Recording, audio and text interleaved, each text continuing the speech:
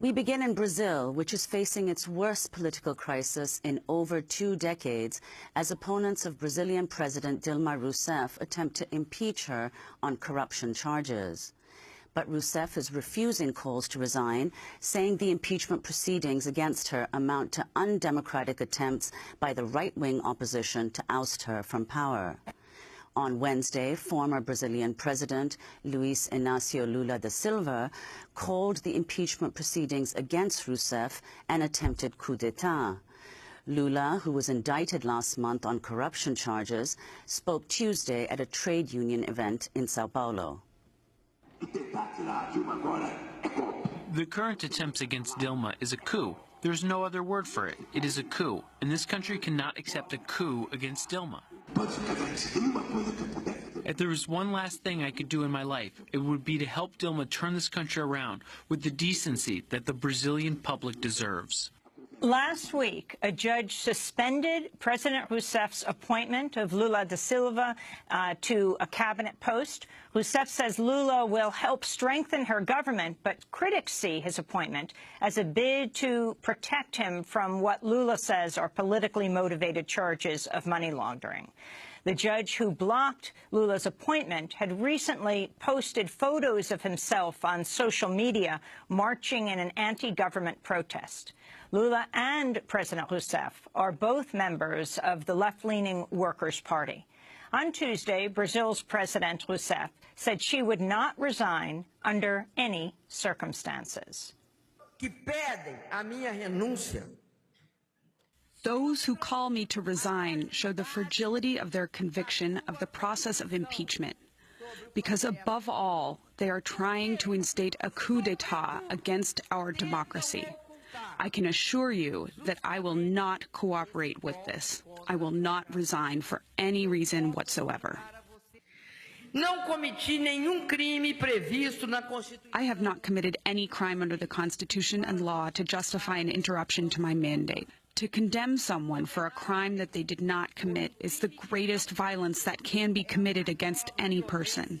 It is a brutal injustice. It is illegal. I was victim to this injustice once under the dictatorship, and I fought to never be a victim again under democracy. In recent weeks, mass protests have occurred in Brazil calling for President Rousseff to resign. The people are tired. The people don't want this president, this workers' party, this gang in power anymore, this gang which only steals and conceals its illicit actions. The people are tired. Lula deserves to be in jail. That's what he deserves. Well, for more, we're joined by Greenwaldl, the Pulitzer Prize-winning journalist based in Brazil. He's been covering Brazil closely for The Intercept. His recent piece is headlined, "Brazil is engulfed by ruling class corruption and a dangerous subversion of democracy." In it, Greenwaldl writes, quote, "This is a campaign to subvert Brazil's democratic outcomes by moneyed factions that have long hated the results of democratic elections, deceitfully marching under an anti-corruption banner, quite similar to the 1964 coup." In a moment, we're going to be talking with Greenwaldl about the attacks in Brussels, as well as the presidential elections here in the United States, and the battle between Apple and the U.S. government over encryption. But right now, we're starting with Brazil. Glenn, there is very little attention in the United States in the mainstream media about what's taking place in Brazil. President Obama's right next door in Argentina, but can you talk about what is happening in the country you live in Brazil? Definitely. It is a little odd that such extreme levels of political instability have received relatively little attention, given that Brazil is the 5th most populous country in the world. It's the 8th largest economy, and whatever happens there will have reverberations for all sorts of markets and countries, including the United States. The situation in Brazil is actually fairly complicated, much more so than the small amount of media attention devoted to it in the U.S. has suggested. The media attention in the U.S. has suggested that it's the people by the millions rising up against a corrupt government and sort of depicting it as the heroic population against a corrupt left-wing, virtually tyrannical regime. And in a lot of ways, that's an oversimplification. In a lot of ways, it's simply inaccurate. So let me just make a couple of key points. First of all, it is the case that the Brazilian political class and the highest levels of its economic class are rife with very radical corruption. That has been true for a really long time. And what has happened is that Brazil's judicial institutions and police agencies have matured. Remember, Brazil is a very young democracy. It only exited military dictatorship in 1985. And so you finally have the maturation of these institutions applying the rule of law. And so for the first time, political and economic elites are being held accountable for very serious political and economic corruption. The corruption is pervasive in essentially every influential political faction in Brazil, including all of its political parties. That includes the Workers' Party, the left-wing party of Lula and Dilma, the current president, but also, even to a greater extent, the opposition parties on the center and the right that are trying to replace it. So corruption is very real. There's been what has been until recently an impressive judicial investigation that has resulted in the arrest and prosecution of some of the country's richest and most powerful figures, something that you would never see in the United States, billionaires being hauled off to jail for bribery and money laundering and tax evasion and corruption and sentenced to many years in prison. And virtually every political opponent of President Rousseff is implicated by this corruption, and many of the people in her party are as well. The irony of this widespread corruption is that President Rousseff herself is really the only significant politician, or one of the only significant politicians in Brazil, not to be implicated in any sort of corruption scheme for with the objective of personal enrichment. Everyone around her, virtually, including those trying to bring her government down and accuse her of corruption and impeach her, is implicated very seriously in schemes of corruption for personal enrichment. She's essentially one of the only people who isn't implicated that way. The problem is that at the same time as you have this massive corruption investigation, you also have an extremely severe economic recession as the result of lowering gas prices and contraction in China and a variety of other factors. And up until very recently, up until 2008, 2010, Brazil's economy was booming. The people of that country, including its poorest, thought that their prospects were finally improving, that the promise of Brazil, the long-heralded promise of Brazil to become this developed power in the world, was finally coming to fruition. Millions of people were being lifted out of poverty. And what this recession has done has been essentially to reverse all of that and to reimpose huge amounts of suffering borne primarily by Brazil's lower and working classes. And so there's an enormous amount of discontent and anger towards President Rousseff and towards her Workers' Party over the suffering that the people in Brazil are experiencing. And so what you have is this corruption scheme and corruption investigation and scandal at the same time as great economic suffering. And in Brazil, there are really rich and powerful factions who have long hated Lula and Dilma and the left-wing Workers' Party, who haven't been able to defeat them at the ballot box. The Workers' Party has won 4 straight national elections, going back to 2002, when Lula was first elected.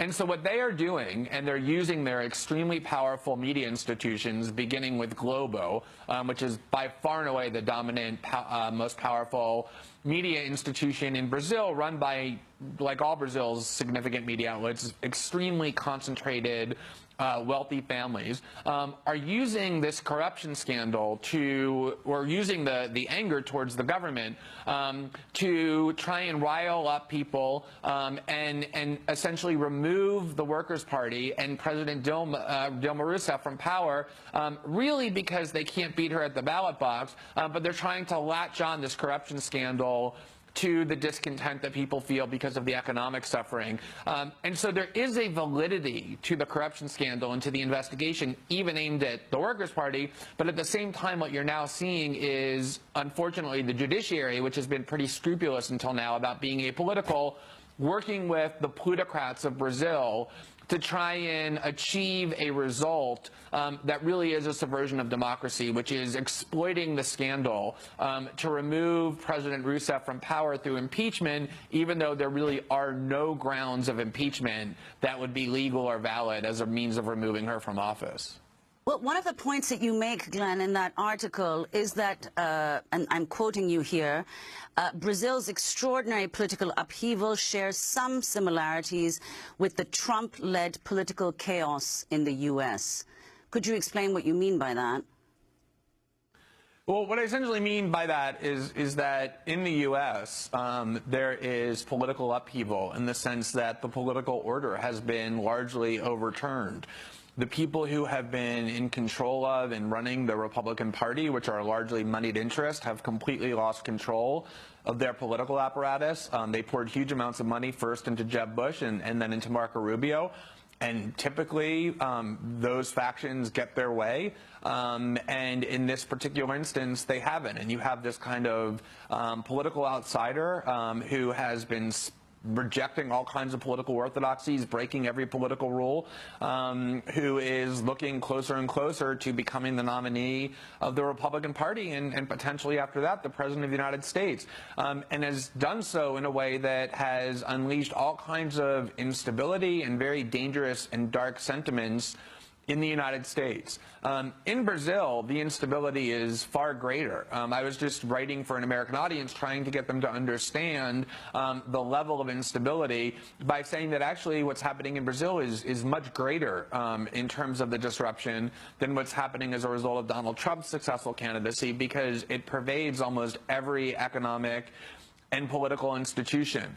And what you really see is this young democracy in Brazil that is now being threatened as a result of this really opportunistic and exploitative attack on the part of the country's richest media outlets and richest factions to essentially undo the results of 4 consecutive democratic elections by trying to remove a democratically elected president. She was just reelected in 2014 on totally fictitious grounds of pretext. And it's really quite dangerous once you start, sort of undermining the fundamentals of democracy in the way that's currently taking place in Brazil. This is interesting that today President Obama is in Argentina, and it was Adolfo Pérez Esquivel who won the Nobel Prize, Peace Prize, who said he welcomed Obama, but thought that the American president